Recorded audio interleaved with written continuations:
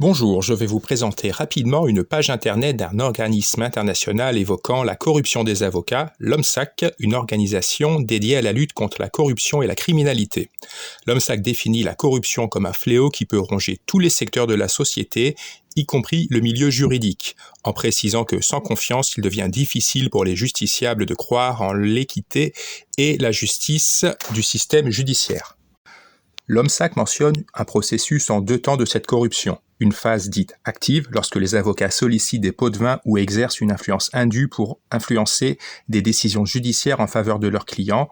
En gros, demander plus d'argent pour gagner un procès quand le droit est contre ce même client.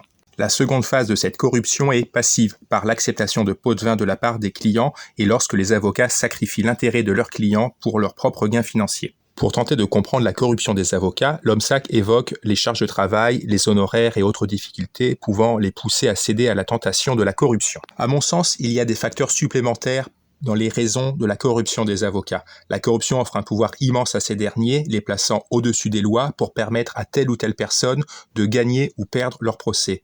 Ils ne sont plus de simples intermédiaires entre un dossier, des lois et un verdict, mais ceux qui décident de la vie des gens. Deuxièmement, en ce qui concerne la France, la corruption est beaucoup plus développée qu'on ne le pense et s'y opposer est très risqué professionnellement, possiblement inutile puisque les magistrats sont eux-mêmes corruptibles et protégés par le système. C'est ce que je vais tenter d'expliquer à l'OMSAC par un premier courriel adressé le 26 janvier 2024 avec des magistrats qui ont contourné mes arguments par l'engagement d'un expert malhonnête plusieurs années après le début de la procédure pour produire un rapport mensonger qui servira à appuyer leur jugement infondé vis-à-vis du droit français. L'OMSAC explique l'existence de la corruption judiciaire par l'absence de mécanismes de surveillance adéquates et de sanctions dissuasives permettant aux actes corrompus de se perpétuer sans conséquence.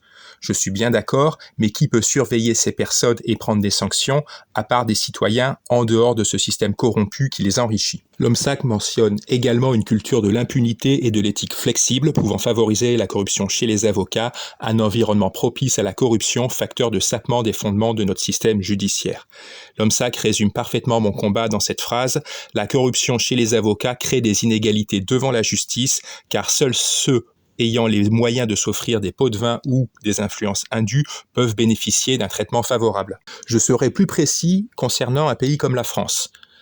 Ceux ayant la connaissance de la corruption généralisée du système judiciaire sauront qu'ils obtiendront gain de cause en versant un peu plus d'argent à leur avocat. La personne contactant un avocat en premier sera favorisée pour attaquer un autre justiciable car son avocat pourra lui demander une somme d'argent supplémentaire en amont de la procédure afin de le faire gagner à coup sûr. Le nerf de la guerre n'est pas l'argent mais la connaissance de la pourriture de notre justice et de ses maillons. L'OMSAC ajoute ensuite que les cabinets d'avocats, les barreaux et les associations professionnelles peuvent organiser des programmes de sensibilisation sur les risques de la corruption et des conséquences néfastes de cette pratique. Je pense au contraire que ces organisations imposent la corruption à des individus qui ne sont pas malhonnêtes par nature, mais qui s'adaptent et se soumettent à un système de corruption généralisé favorisé par ces organisations. Je pense que beaucoup de personnes deviennent avocats par conviction et sont écœurés par ce système sans pouvoir le dénoncer. L'OMSAC propose la création d'organismes de surveillance chargés de veiller au respect des règles. Si ces organismes sont entièrement indépendants des acteurs de la justice, bien sûr, mais comment faire passer une telle réforme? L'OMSAC poursuit en expliquant que ces organismes peuvent enquêter sur les allégations de corruption et prendre des mesures disciplinaires à l'encontre des avocats reconnus coupables.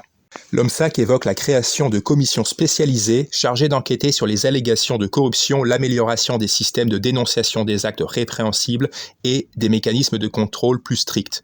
À mon humble avis, seuls les citoyens extérieurs à ce système pourront avoir un avis indépendant sur les actes de ce système corrompu, comme la justice française, ou des avocats et magistrats de pays où la corruption judiciaire n'est pas la norme.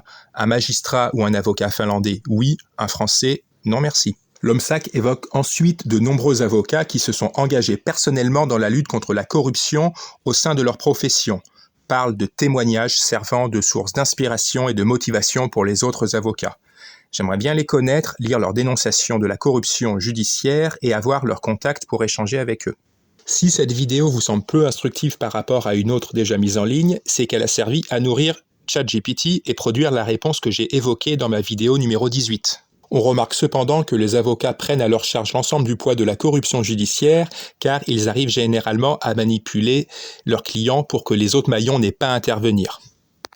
La question est, quelle sera la réponse de l'OMSAC à mon message mentionnant des preuves écrites et exploitables de magistrats, de greffiers, d'un expert judiciaire et d'un procureur?